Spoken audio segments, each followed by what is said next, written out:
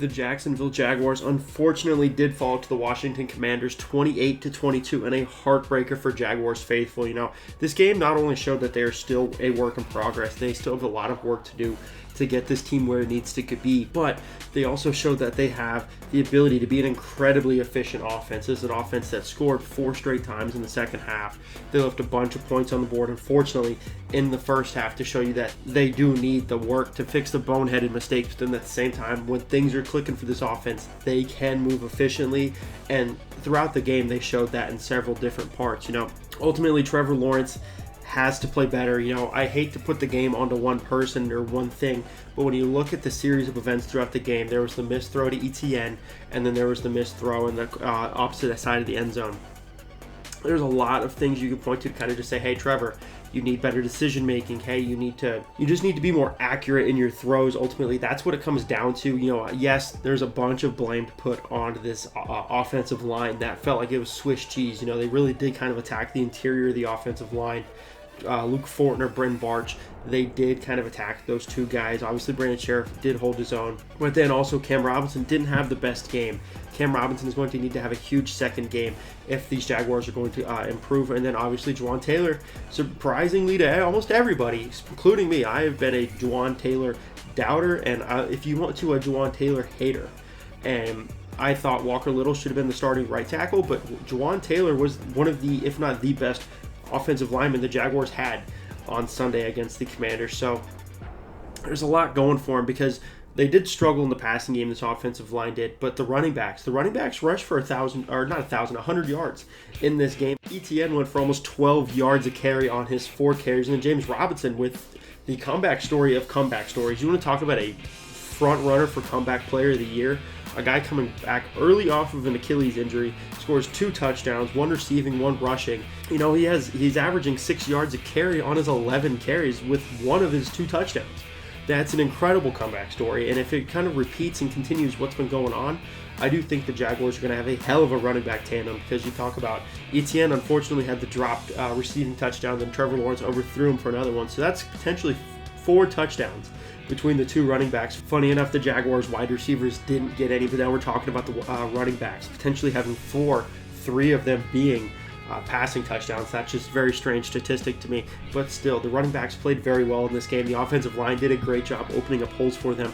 Unfortunately, they didn't see a ton of touches together. James Robinson and Travis Etienne only saw 15 total rushing attempts. Obviously, that kind of does stink a little bit to last year's season opener with Urban, where James Robinson wasn't being used a bunch. But the one thing that stands out between that game and this game was that this game, the offense flowed. There seemed to be some method to the madness, because whenever they were cooking, they were cooking.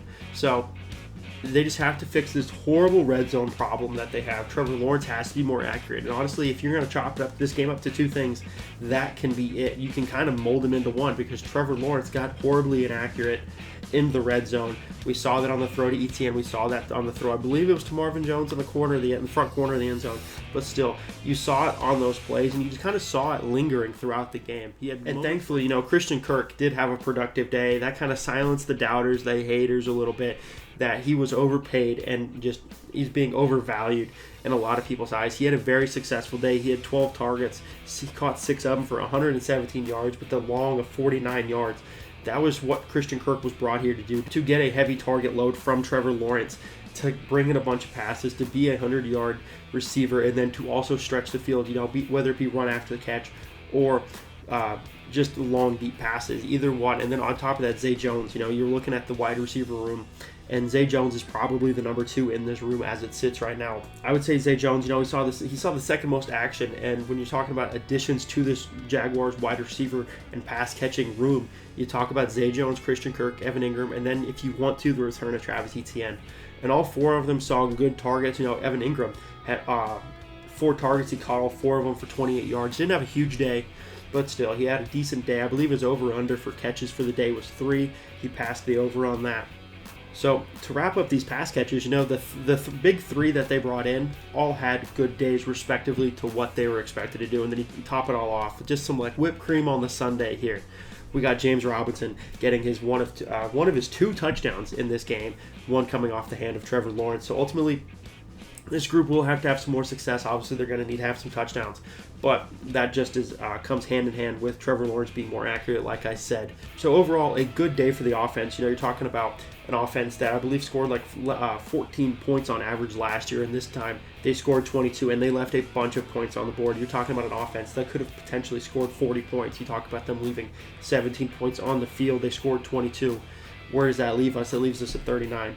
That would have been mind-blowing to the entire NFL that the team that's picked back-to-back number one overall just put 40 points on it on a team, but unfortunately they didn't, and that's something they're going to have to fix going into week 2 against the Indianapolis Colts at home, where the streak looks to continue. We're looking to make it 8-0 against the Indianapolis Colts. Expect a video to come on that very, very shortly, and now for this Jaguars defense. You're looking at this defense. They had some really big, great, shining moments in it. Obviously, you want to talk about the 2 interceptions. Tyson Campbell had an incredible play, flew in, picks the ball off. And then Travon Walker, looking like a wide receiver out here, snatching the ball out of the air. He read Carson Wentz's eyes beautifully, snatches the ball out of the air. It was an incredible play. You look at the overall defensive line. The defensive line, they really did some nice things. They were very, very stout against the run for a while. Then it kind of just seemed once the game kind of led on and kind of bled into the fourth quarter, the Jaguars defensive line started to show a little bit of holes, and that's when the Jaguars really started to let Antonio Gibson kind of take control of this game. Unfortunately for the Jaguars defense, Antonio Gibson did finish averaging around 3 yards a carry, so that's a good thing for the Jaguars defense, but as a whole, he did average about 6 yards a touch. He did have the huge catch in the first half, I believe, so it does kind of yin and yang for that stat line, but still, Devon Hamilton had a very nice day at the nose tackle spot. PFF credited Devon Hamilton with 2 defensive stop tackles, or plays that constituted a failure for the offense, and then they also credit him with a pressure of his own.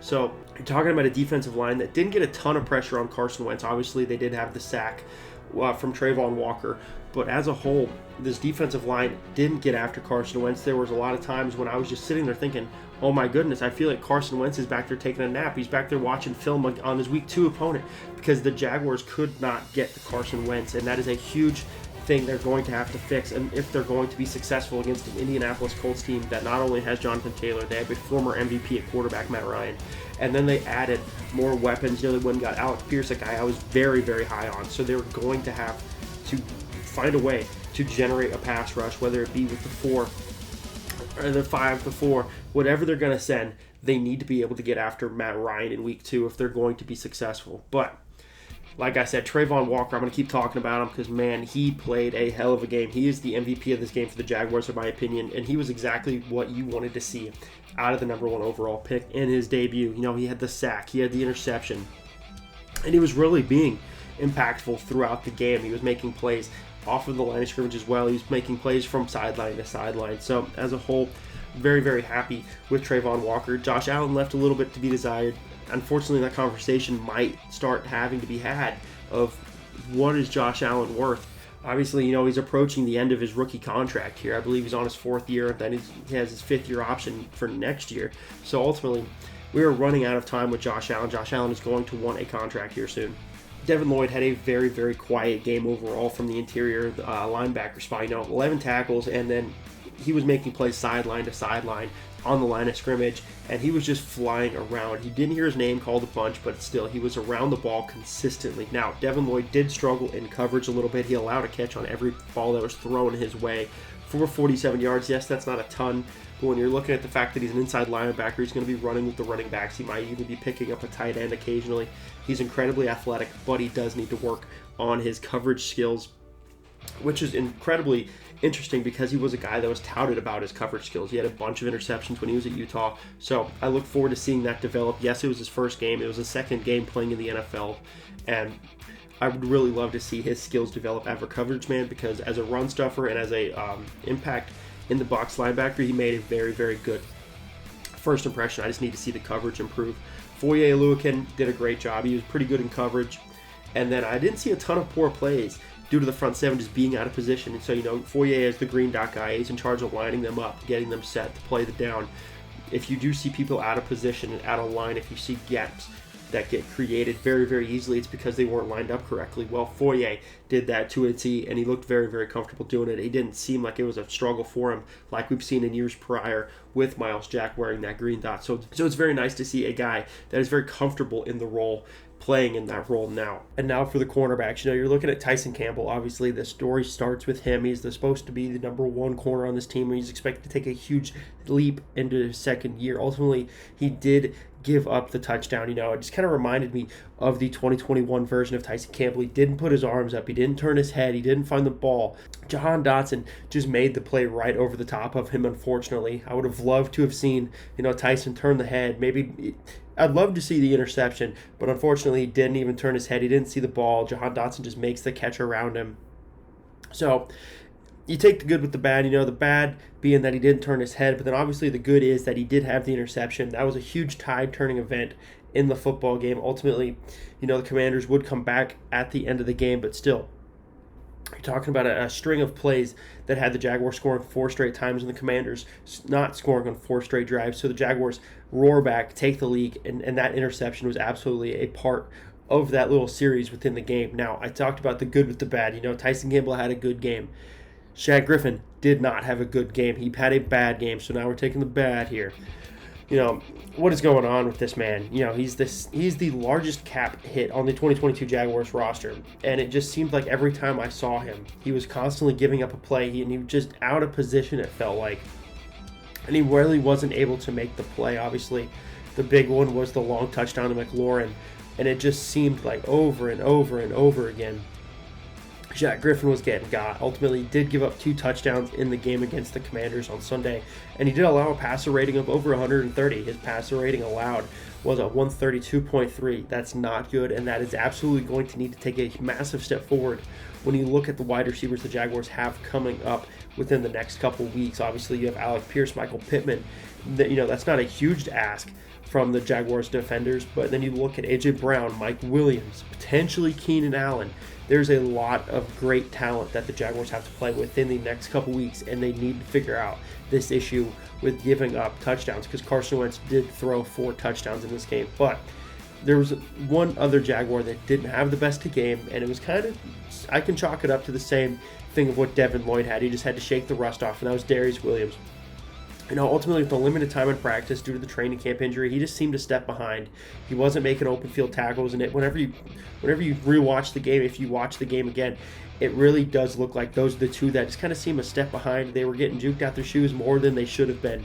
So ultimately, I'll chalk it up to that, not being familiar with the game. Obviously, Darius Williams is the veteran. He should be ready.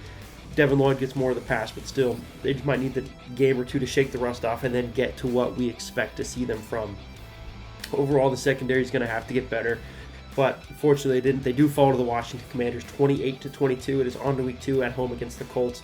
Thank you guys so much for watching. If you aren't subscribed already, I would love to have you as a subscriber to the channel. If you are already, thank you very much. Thank you guys again for watching. Stay safe and go Jaguars.